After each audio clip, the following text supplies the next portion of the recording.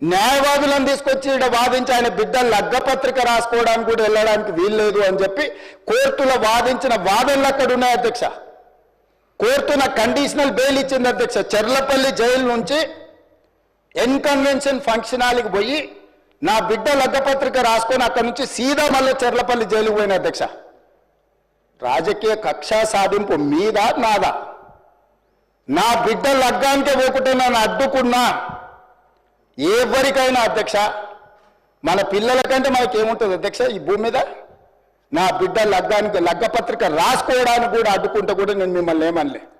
నేను పార్లమెంట్ సభ్యుడిగా ఉంటే, పార్టీ వర్కింగ్ ప్రెసిడెంట్గా ఉంటే, ఎవరో జర్నలిస్టు డ్రోన్ ఎగరేసి వాళ్ళ విలాసవంతమైన బంగ్లాల వివరాలు తీసుకొచ్చి నాకు అందిస్తే వాటిని పత్రికలకు విడుదల చేసిన పాపానికి నన్ను అక్రమ కేసులు పెట్టి అదే చెర్లపల్లి జైల్లో డిటెన్షన్ సెల్లో పెట్టారు అధ్యక్ష. 16 రోజులు నిద్రలేని రాత్రులు గడిపిన పార్లమెంట్ సభ్యుడిగా, పార్టీ వర్కింగ్ ప్రెసిడెంట్గా అయినా నేను కక్ష చూపించలేదు అధ్యక్ష. నిజంగానే నేను కక్ష చూపించదలుచుకుంటే మీ కుటుంబంలో ఒక్కరు కూడా బయట ఉండరు అధ్యక్ష. అందరు చెర్లపల్లినే.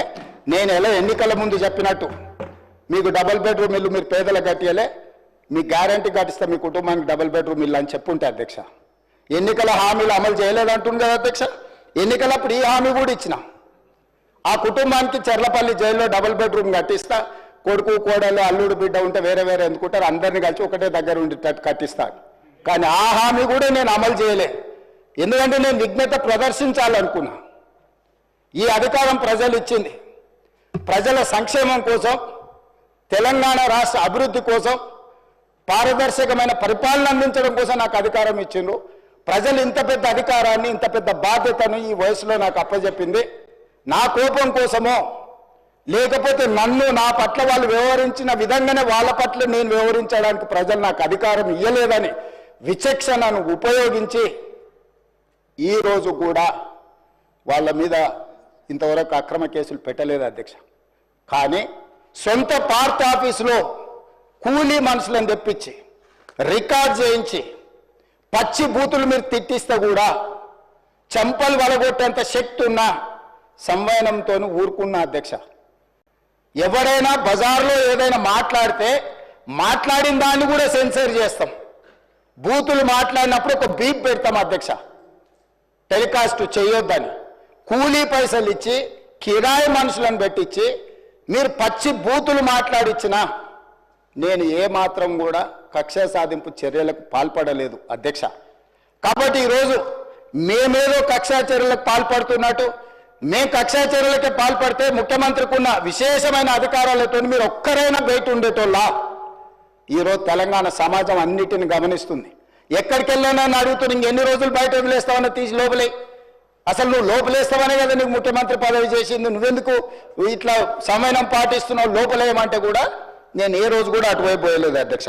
అదేవిధంగా ధనిక రాష్ట్రం, మేము హామీలను అమలు చేసినాం. ఇక మేము సత్యహరిచంద్రుడు కూడా మమ్మల్ని చూసే నేర్చుకోవాలి, ఆయన కూడా మళ్ళీ ఆదర్శంగా తీసుకోవాలి. ఇట్లాంటి మాటలు మాట్లాడుతుంటే పర్వాలేదు, వాళ్ళ గొప్పతనాలు వాళ్ళు చెప్పుకుంటే, నా ఇప్పు నువ్వు గోకు, నీ ఇప్పు నేను గోకుతా అనే పాలసీలో వాళ్ళ గురించి వాళ్ళు గొప్పలు చెప్పుకుంటా అంటే నాకు అభ్యంతరం లేదు. కానీ ఒకటి రెండు విషయాలు, తెలంగాణ సమాజం వ్యవసాయ కూలీలు, వ్యవసాయ రైతులు, వ్యవసాయం మీదనే ఆధారపడ్డ ప్రజలు తెలంగాణలో దాదాపుగా 70% ఉన్నారు.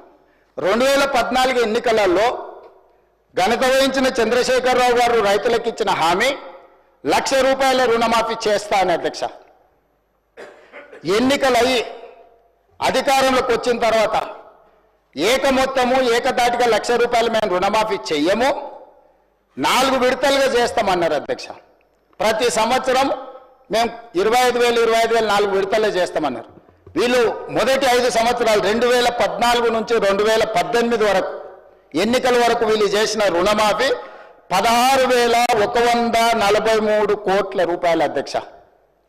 ఇందులో 4 విడతలుగా వీళ్ళు రుణమాఫీ చేసినందుకు, 4 సంవత్సరాలు వాయిదాల మీద చేసినందుకు దాదాపుగా మిత్తి కింద ₹2,630 కోట్ల పోయింది అధ్యక్ష. నికరంగా మిగిలింది వీళ్ళు చేసింది మొదటి 5 సంవత్సరాలలో ₹13,514 కోట్ల అధ్యక్ష మొదటి విడత. 5 సంవత్సరాలు కలిపి వారు చేసిన రుణమాఫీ రెండవ విడత మళ్ళీ చెప్పింది అధ్యక్ష. మొదటిసారి చేయలేకపోయినాం, రెండవసారి గ్యారెంటీగా చేస్తాం, ఈసారి మమ్మల్ని నమ్మండి అన్నారు.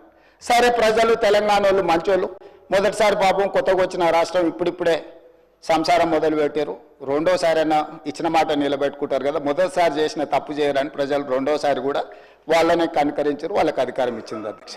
రెండోసారి ఏం చేసింది అధ్యక్ష? మొదటిసారైనా 4 సంవత్సరాలు ప్రతి సంవత్సరం కొంత 4 సంవత్సరాలు ఇచ్చింది అధ్యక్ష. రెండవసారి 4 సంవత్సరాలు ₹1 ఇవ్వాలి అధ్యక్ష. ఆఖరి సంవత్సరంలో వాళ్ళు చేసిన రుణమాఫీ ఎంత అంటే 21,35,557 మంది రైతులు అధ్యక్ష.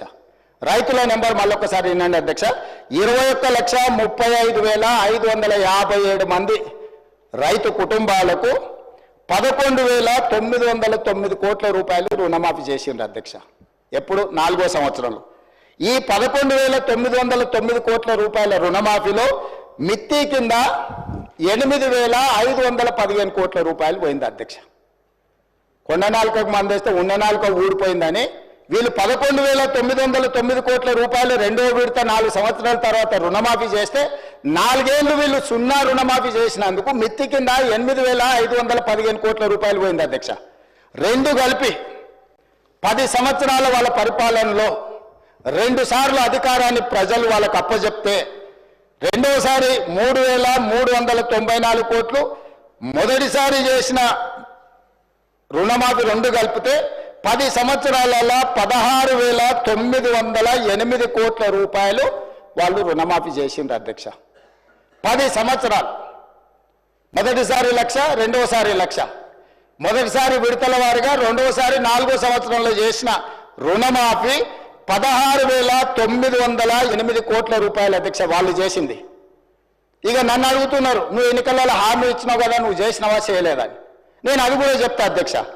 25,35,964 మంది రైతులకు 20,617 కోట్ల రూపాయలు నేను రుణమాఫీ చేసిన అధ్యక్ష. 10 నెలలు తిరిగే లోపల 10 ఏళ్లలో ఆనాటి చంద్రశేఖరరావు గారు చేసిన రుణమాఫీ 16,908 కోట్ల రూపాయలు అయితే 10 నెలలు తిరగక ముందే 25,35,964 మంది రైతులకు 20,617 కోట్ల రూపాయలు రుణమాఫీ నేను చేసిన అధ్యక్ష. 2 లక్షల వరకు ప్రతి రైతుకు రుణమాఫీ చేసింది నేను.